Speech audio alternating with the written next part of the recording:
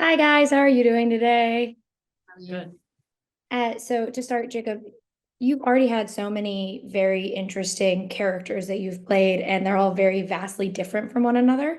So I wanted to know, what was it about Elmer that really made you want to be a part of My Father's Dragon?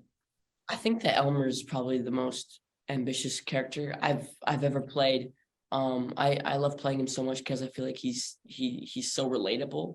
Um, and I love his kind of struggle in the city, and then he obviously goes to the island and he has this even crazier struggle on the island with Boris and all these animals, and he tries to keep things really grounded and focus on his mission. And yeah, I think he's so brave, but at the same time he's so scared. And with Boris too, I think their dynamic just works so well and is so entertaining to watch because they're so different from each other, yet they're so similar in the same way. Yeah, and Nora, for you, this is obviously an adaptation which comes with an extra layer of kind of not pushback, but it does have people have in their mind what they think it should look like.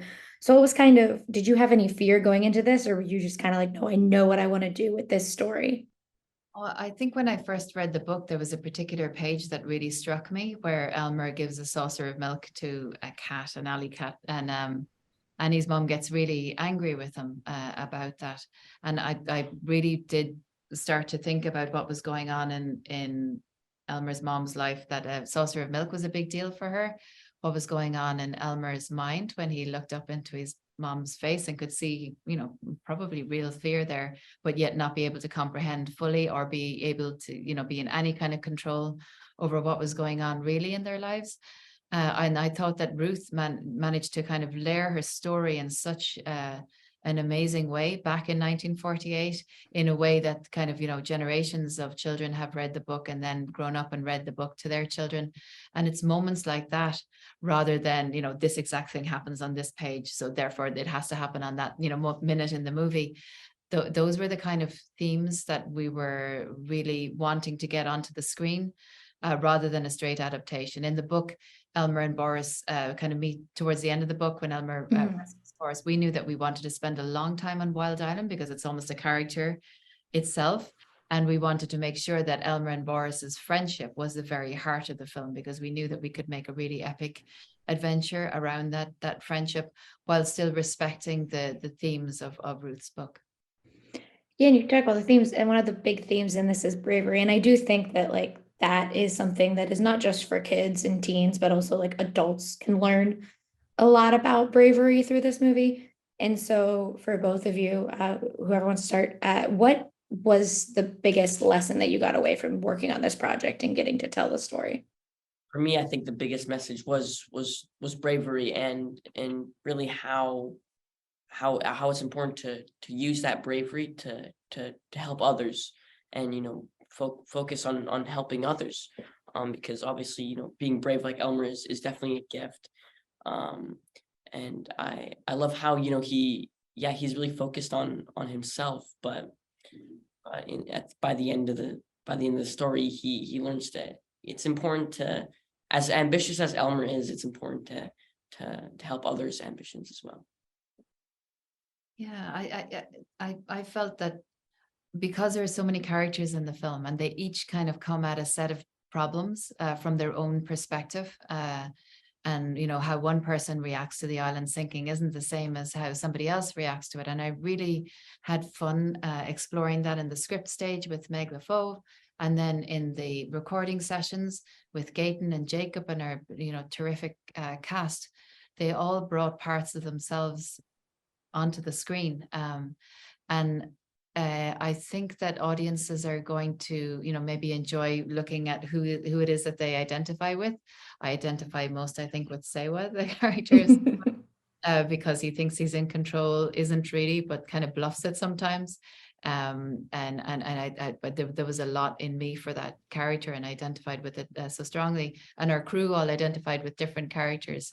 I think we all recognize, Boris as maybe somebody who almost makes apologizes for their existence, or feels awkward or fear manifests in them in ways that can make them dismiss themselves. I understand that a lot. So I think that just the character descriptions in this film, and how each actor, each voice, and each animator kind of explore the characters. I think that there's a lot in that, and it's deceptively simple in ways. So that there is a lot going on for each of the characters, and Elmer in particular does things in this film and in ways that it's not really typical. He ends up not being most truthful about people at certain times, and certainly the way the dynamic between he and Boris works is quite complicated. Yeah, and Jacob, so you've obviously done drama. That's where everyone kind of knows you from, and then you did comedy with The Good Boys. How does doing voiceover and in only having your voice compare to kind of bringing characters to life on screen, where you're using all of your abilities as an actor versus just this? It's definitely very different, because I mean, on animation, you're usually in a booth, seated sometimes, with the script in front of you, and especially during COVID, you'd have the director on Zoom. Meanwhile, in live action, you can kind of be there on set and in costume, and it really helps you get into character a bit easier. But this was my first big animation, so there was a bit of a learning curve for me, but obviously having Gain on set helped so much, and having Nora there, it really felt like I was really in the moment. Yeah, and just as a final question, I like to ask, what do you hope audiences take away when they get to watch My Father's Dragon?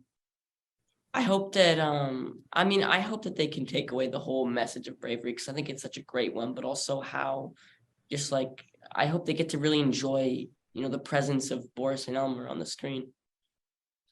Yeah, I think there's a lot in there. On first watching, I think the film you get a certain kind of set of a certain thread to the story. But I think if you rewatch it, and that's the great thing about Netflix, is that you can rewatch. There are many layers to that story, and I think once you know where the film is going back and rewatching, you get a whole other set of things, because it took over 4 years to make the film. And with that, we layered so much into that story that it does reward a rewatch. I can't wait for everyone to get to see it. Thank you guys for talking with me today. And Jacob, I can't wait for The Little Mermaid. I'm so very excited about that movie. Thank you guys. Very much. Bye.